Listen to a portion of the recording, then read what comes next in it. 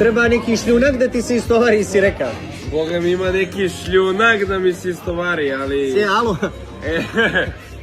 Da se zna ništa alkohol, samo cijeđeno. Našla je mali doštri kurac na staroga čovjeka, a? Šta, brate, šta da radim, moram, brate. Na mlađima svet ostaje, Ne znam da li da mu damo ovaj show ljudi ili ne, a? Što misli?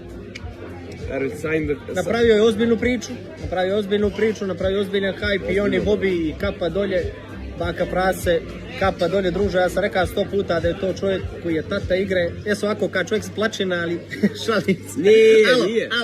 Čuti, on je biće da mu se izvinjavaš opet. Nemoj. Šalim se, Bogdan je brat.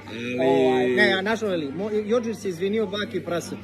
Ljudi ne znate pozitivnu priču, ali nebitno je sad skroz to, neću da objašnjavamo ništa. Uglavnom, da li da se pošibamo ja i ovaj mali? Hoćemo li se tući, to je pitanje, to hoćemo da znamo, recite, to.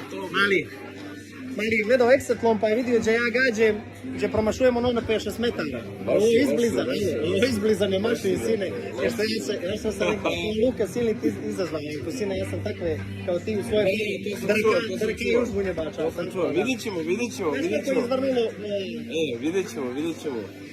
Nije još došlo protiv Luka Silni. Rekao sam, čim dođem u Beograd zvaću, izvali se. Zvao me i nema šta, ispoštovali smo, došli smo, tako da ćemo vidjeti. Daćemo još show. Sad će biti Jođe povriđen, ovo ne stavimo. Meniskus moram da operiš, ali nebitno, ne bijemo se nogama, bijemo se rukama. Rukama. Si jednom rukom ću se biti. Idemo.